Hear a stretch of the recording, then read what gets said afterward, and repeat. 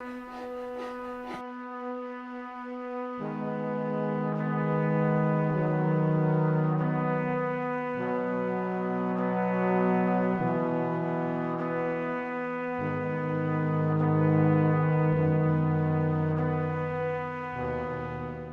mi ni Alhaji Prince Adewale Adeyemo, tí gbogbo ènìyàn mọ̀ sí ọba Àgbómìnà, ṣé oní tíátà tí mo dẹ̀ belong sí Tampa.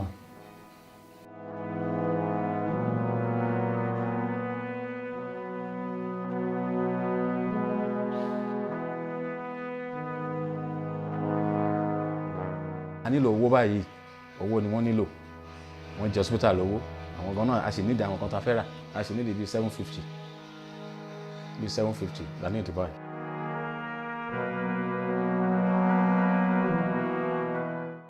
Lákòókò ìṣe ni mo dúpẹ́ lọ́dọ̀ Ọlọ́run, mo ti dúpẹ́ lọ́dọ̀ Ọlọ́run nígbà tí ó máa bẹ̀rẹ̀ ọ̀sà ni mo pè é, mo bẹ̀rẹ̀ sí lo nǹkan ọ̀sà tóyìnbó tí Yorùbá, mo fẹ́ lè jẹ ìgbẹ́ òun, mo fẹ́ lè jẹ ìgbẹ́ nígbà tí wọ́n yá náà èyí tí mo fi ń jẹ àwọn kìnìún wọ̀nyí kí ló yẹ tí mi lọ sí hospital. Nígbà mo wá dé hospital wọ́n discover pé kì í ṣe ọ̀sà. Nígbà tí mo ṣe test kìíní, test kejì, test kẹta, test kẹrin, test karùn-ún, test kẹfà, roughly 67,000 naira ni mo fi ṣe test.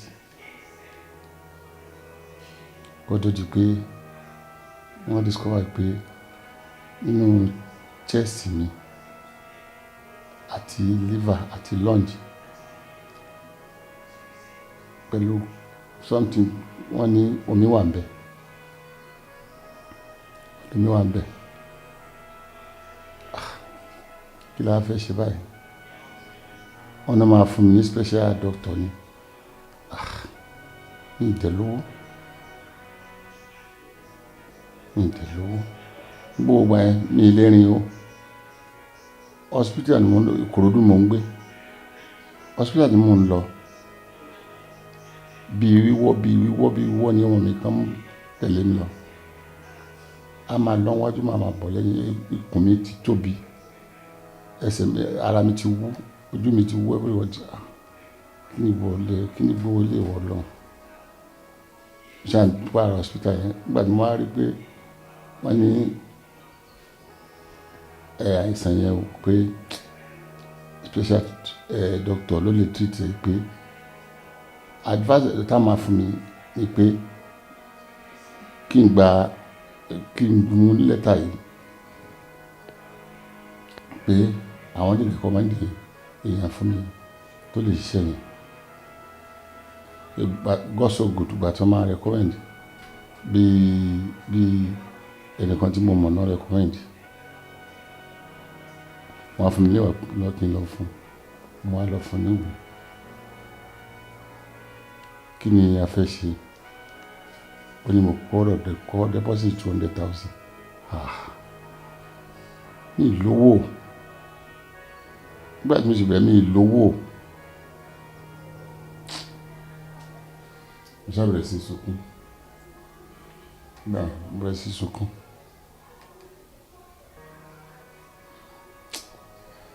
Ìgbà tí ó wá pẹ́, ó wá ní èlò ni mo ní gbogbo owó tí mo ní 15,000 ni. Mo ní 15,000. Wọ́n ní 50,000 rògùn tí kò lè gbówó wa. Kí mo ní mi náà máa kò sí nǹkan tó fẹ́ ṣe, ní ìlówó, ní ìdẹ̀fẹ́ kú báyìí. Ó bá take care up lọ́nìkì. Nígbà tó ti rí bẹ́ẹ̀, mi ì ṣe sọ fún àwọn ẹgbẹ́ wa, wọ́n ní kò wọ́n. Lẹ́yìn ìgbà tí mo ti yáwó kiri ní o, tí mo ti bẹ̀bẹ̀ ní individual pé ẹ help mi, ẹ má jẹ́ kú báyìí. Ọ̀nkò bí àwọn Táíwò Ìṣọ̀lá nǹkan kan tí wọ́n ti dáwọ́ fún mi, ọmọ mi kan lára gbogbo àyè ni mo ná owó yẹn síbi tẹ́sì o, mo ná síbi tẹ́sì o. Nígbà tó wá ó ní nǹkan tó wá ṣe pé ṣé màá fún àwọn lówó òun, mo ní màá fún un, kó ṣàánú mi pé màá fún un. Wọ́n ní ok, àwọn máa continue láti máa treat mi, àwọn máa gba wọn oògùn yẹn láwìn. Ṣé mo lè débí? Mo ní ò lè débí, mi ò mọ̀ pé mi kú débí rí, mi ti mọ̀ pé tó jẹjọ́ ẹ̀ ni. Mo wá ní àfi kí n bá lè wá sí ọ̀dọ̀ wọn. Wíwá sọ́dọ̀ ẹ̀ wọ́n máa kò easy fún mi. Ọgbà Ayọ̀ ní Olúkè, ọ̀dọ̀ Adeyemo bus stop bẹ́ẹ̀ láwà. Bẹ́ẹ̀ ni wọ́n mú mi wá lókè kí n wá mọ́tò tó máa gbé mi wá bẹ̀rẹ̀. Mo wá pe àna mi, ọkọ ọmọ mi ló bá gbé mi wá. Ká tó débí, Ọlọ́run ló yọ wá. Tọ́kọ̀ ìjọ láìsí Ọlọ́run ló yọ wá. Ohun tàyà ara náà ni mo fi sọ kalẹ̀. Ẹ̀tọ́ Ọlọ́run gbòògò, Ọlọ́run ojú gbogbo nǹkan lọ.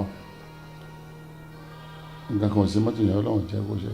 Nígbà tí a wá débí, ibi yìí ó jìnnà. Ó wá ní ṣé máa dúró lókè àbí máa bọ̀ níbí.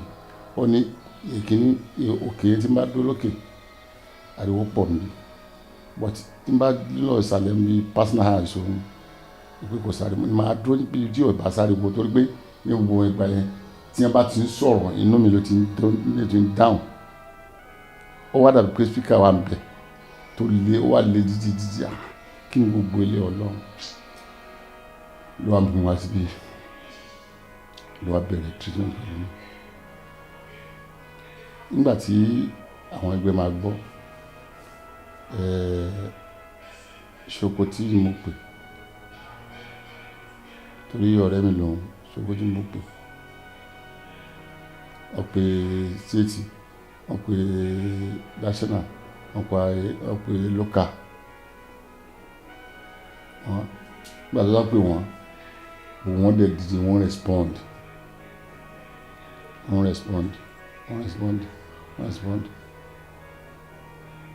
Tí mo fi ráyè san ìwọ̀nba tí mo san nínú owó yẹn, owó hospital 250 ló kù, torí owó tó lóun fẹ́ gbà ní 200 ní oníkin deposit, wọ́n fẹ́ ra oògùn ra kíkan, mo ti deposit rẹ̀. Wá ní kò tí ì pé tó oògùn bá parí, wọ́n sì ń fún mi ní treatment títí ní o. So wá ní gbogbo mo ní yàtọ̀. No, mo dúpẹ́ lọ́dọ̀ Ọlọ́run, mo rí yàtọ̀. Inú mi ló ti lọlẹ̀. Ẹsẹ̀ mi tó wú bẹ́ntẹ́bẹ́ntẹ́ ní, ó wú bẹ́ntẹ́bẹ́ntẹ́ ní mi ilé tọ̀, mi ilé yàgbẹ́. Mo ti ń sìn, mo ti ń tọ̀ dáadáa, mo ti ń yàgbẹ́. Ikùn mi dẹ̀ ti lọlẹ̀, ẹsẹ̀ mi náà ti fọ́n. So mo dúpẹ́ lọ́wọ́ gbogbo ẹgbẹ́, àwọn náà ní fàìsàn ló gbà. Ọlọ́run á dó tì wọ́n. Mi ì ṣe oníbàárà o, nǹkan tó dé lórí ká wá ohun mi láti tọrọ bàárà o, because ẹlòmíràn yẹn kan jókòó pé mo fẹ́ tọrọ owó mi. Nǹkan tí mo sá fún dédé wò yín yẹn. Nígbà dókítà ní kí n pe àwọn ẹgbẹ́ mi ò lè pè wọ́n, wọ́n pè mí pè wọ́n sí sílé, mi pè wọ́n sí kò mọ̀ kí n máa pè wọ́n sí ó ní mi lára. Pọ̀tó Ọlọ́run ló mọ tẹ́nìkan mọ̀, wọ́n á pè wọ́n á wo ìwé mi pé èmi náà ń ṣe burúkú nú ẹgbẹ́, mi ò jẹ́ kí wọ́n sí kárí, mi ò jẹ́ sánú ìwọ̀, mi ò jẹ́ kí wọ́n dìde. Gọ́vnà Chief Mrs. Ó dìde, President wa láti ó dìde. chairman wa lálẹ́mọ̀ṣọ́ Akeem òun náà dìde aṣáàgbárùkù tì mí bí mo ṣe sọ̀rọ̀ yìí ẹnu owó dídá náà ṣe wà tí mo sì gbà pé Ọlọ́run á gbowó délẹ̀. Dr. Afolabi orúkọ mi, God's Promise Hospital ní Ìjòkó. Nígbà tí mo gbọ́ nípa wọn tán sọ fún mi, wọ́n pè mí, Ìkòròdú ni wọ́n wà, mi wà ní Ìjòkó níbí. So wọ́n ti lọ sí Ìkẹjà, kí ni report tí wọ́n náà wà lọ́wọ́ mi báyìí, the report tán gbà láti Ìkẹjà. Nígbà tí wọ́n dọ̀hùn, wọ́n náà ṣàkíyèsí pé according to nǹkan tó wà lọ́wọ́ mi báyìí, wọ́n ní cardiomegaly, then pleural effusion, has to do with heart enlargement and the lungs problem. Lungs wọn, àpáfẹ́ wọn ó ní problem, the left one ó ní problem. Then ìmí ìtumọ̀ àtijọ́ fún ọ sọ ní pé hepatomegaly, ẹ̀dọ̀ wọn ó tóbi. So nígbà tí wọ́n dé tí mo rí wọn, gbogbo okùn wọn yẹn wú bí ìgbà pé omi wà ń bẹ̀. So because the case now, according to the result, droplet wà níbi heart wọn yẹn, omi yẹn drop láti bí heart, omi yẹn drop effusion, omi yẹn drop láti bí liver and the lungs. So ó ti wá ṣèjọ sí bíbá yìí, ẹsẹ̀ wọn gbẹ̀ ló wú, bíbá ló wú báyìí, wọn ò lè rìn. Wọ́n kàn dáhùn ṣe báyìí tán fi dé bíbá yìí, and nígbà tán dẹ̀ dé by the grace of God, we are thinking of operation. We are quick as operation for one, but because relationship now, then we have to embark on we akọ̀ṣà escape omi yẹn ṣá. So those are the drain omi yẹn pẹ̀lú drug. So that is return what they do in the device. Ìgbà tí fẹ́ tó bá jẹ́ pé ìgbà tí ọ̀rọ̀ yẹn ṣẹ̀ṣẹ̀ code nìkan more than a week now, lẹ́yìn débi báyìí ni ìbá ti lọ dùn ju báyìí lọ, because ìgbà yẹn àwọn gan ò lè sọ̀rọ̀, nígbà yẹn wọn ò lè jẹun, nígbà yẹn wọn kò lè sí nǹkan tó lè ṣe lọ títí, wọ́n help wọn débi báyìí ni. So you know, all the way from that place, because ní Ìkẹjà yẹn wọ́n fẹ́ attend, wọ́n ní kò sí best, according to referral letter they gave pé kán lọ sí private hospital tó bá wà okay. Referral letter wà níbí báyìí to that pé kán lọ sí private hospital as a result of bed spacing ní ọ̀hún yẹn ó wà níbí báyìí. So that is when they think option of and they have known me for long. So ó ti pẹ́ àti ìdúró àgbẹ̀yìn gan sí báyìí tàbí tí mo ti rí wọn gbẹ̀yìn sí over 30 years, but èyàn tí mo mọ̀ ni wọ́n. So by the grace of God, wọ́n get the number mi, so wọ́n pè mí. So I asked them to come down here as a series of tests again to know what to do, and here we are today. Òun ló lè sọ ìbò yẹn mi mọ́. Ó sá ló kù sí ìkò tí eléyìí tí wọ́n fún mi, wọ́n ṣe fún mi lónìí ni. Wọ́n ṣe fún mi lónìí ní ìjọ mẹ́ta ló wà ló ń bẹ̀. Nǹkan tíntínní tí ó tó nǹkan kan. So ó wà ní ó kù síbi ẹsẹ̀ mi ò tí ì lọlẹ̀ tán, ó kù díẹ̀ ó lọlẹ̀. So ibi tó kù sí inú mi ti fú. Mi ì lè mí délé rárá. Bí pé mo ti fẹ́ kú ni. Ọlọ́run ti gbàkóso, mo ti mí délẹ̀.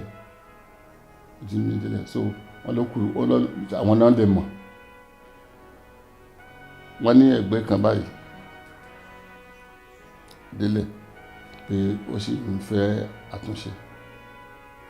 Ọlọ́run fẹ́ àtúnṣe pé kíní ẹ̀ ti affect ẹ̀. Omi tó ń sun jáde lára mi lónà kidney ó ti ń dry up. So èmi náà ti ń lálàáfíà díẹ̀díẹ̀. Now by the grace of God,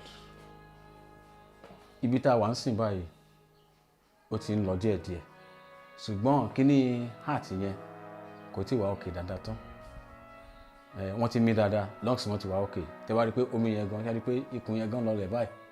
Tẹ́lẹ̀tẹ́lẹ̀ bí mo lè jẹun mọ́ tẹ́lẹ̀tẹ́lẹ̀, àwọn yẹn ti lọ sílẹ̀, but ó sì kù díẹ̀. Tẹ́ bá sì wo orú heart bí báyìí ó sì wú díẹ̀, which ṣe rí báyìí, ṣe rí pé ó jì sínú bẹ́yẹn, which means pé kíní heart yẹn kò tí fún wa nìkan tá ń fẹ́. So a sì nílò àwọn medication. Wọ́n wà lórí hawala injection báyìí sí i. So I really need àwọn medication tó jẹ́ pé a sì lè sustain wọn tó. But by the grace of God, it'll be fine, it'll be okay. Then blood level wọ́n ti lọlẹ̀ because of the function of the liver ó fall. But now I think we are able to pick it up. Kí lẹ fẹ́ kọ́ ṣe fún yín báwo?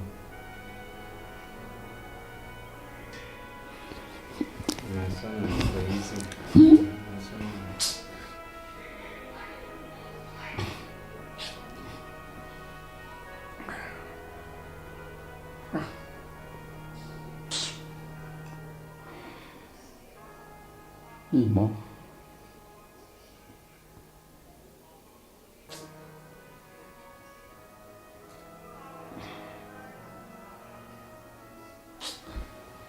Nǹkan tó lọ́ máa lọ.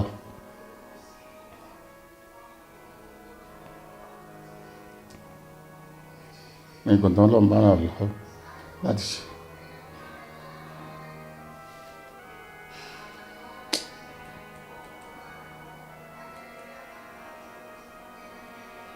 Nǹkan lọ́ máa ràn lọ nìkan ṣe. Nǹkan lọ́ máa fi sí wọn lọ́kàn pé kàn ṣe fún mi, kàn ṣe. Torí o lè fọ́ọ̀sì nìkan láti ṣe nǹkan. Kí ni nǹkan tí wọ́n ní báyìí láti get back to his feet? A ní ìdówó lákọ̀ọ́kọ́ náà. Owó jẹ tó bá jẹ́ pé kò ń ṣe tí mo mọ̀ ni màá ti ní kó máa lọ. Ó ti yé ń sìn báyìí because kò sówó. Ní èní yìí èló ni mo transfer sí pharmacy mi lénìí mi tí mo ti lọ gba oògùn. Ọmọ wọn náà wà níbí báyìí lénìí mo ìrówó kan lénìí yìí mo transfer owó sí pharmacy tí mo ti gba àwọn oògùn. Wọ́n ń gba àwọn abẹ́rẹ́ kan 6 hourly pé kankan abẹ́rẹ́ yẹn ló lára Lọ́ládé 6,500 ẹyọ kan 6,500. Ṣé ní nǹkan tó ṣẹlẹ̀ yìí if you can see a good doctor to go through kini asthma operation lọ́yẹ̀ kan ṣe but wọ́n wà diabetic we have to think of that then wọ́n wà hypertensive we have to think of that so ó gba ọgbọ́n ó ti yẹ ní sí báyìí I was okay so and bí mo gbé on this is my second hospital isolation place so bí tí wọ́n á ti lè sinmi I have my main hospital in the town so ọ̀nà àti gbé wọn wá sí bíbá a nílò owó báyìí owó ni wọ́n nílò wọ́n jẹ hospital lówó àwọn gan náà a sì nídìí àwọn kan tá a fẹ́ rà so akànṣe àwọn gba Ọlọ́run gbọ́ pé ìgbà míì gan pàápàá so a nílò owó tó àti sàtàdé. Owó tá à ń sọ̀rọ̀ mo lọ bí tí wọ́n fi wọ́n kè báyìí sí yìí a sì nídìí bíi 750 la ní ìdìbò bíi 750 torí nígbà tí wọ́n bá ṣe tán a máa place wọn lórí àwọn diet àtàwọn oògùn kan tí wọ́n á ṣe máa lò ẹni tó bá ti mọ̀ nípa liver àti heart á mọ̀ pé kì í ṣe nǹkan tó jẹ́ pé a máa treat àníkànnì ẹ máa lọ bẹ́yẹn wọ́n á lọ lé o but a sì place wọn lórí kinní yẹn tó jẹ́ pé oògùn yóò dẹ̀ gbúdọ̀ fail wọ́n gbúdọ̀ lo when due why I put my neck on the gbèsè of the injection is that a gbúdọ̀ stop ẹ̀ so yín sì báyìí ìkan 8 hourly ìkan 6 hourly a gbúdọ̀ stop ẹ̀ yẹn ni pé tá a bá ti gbà pé à ní suppression àwọn kankan wà tá a gbúdọ̀ ṣe tó jẹ́ pé we gbúdọ̀ fail do you understand my point now in which we have been doing so ó sì kú díẹ̀ ká perfect àwọn nǹkan yẹn ó sì kú díẹ̀ but lágbára Ọlọ́run by the grace of God I think it should be okay.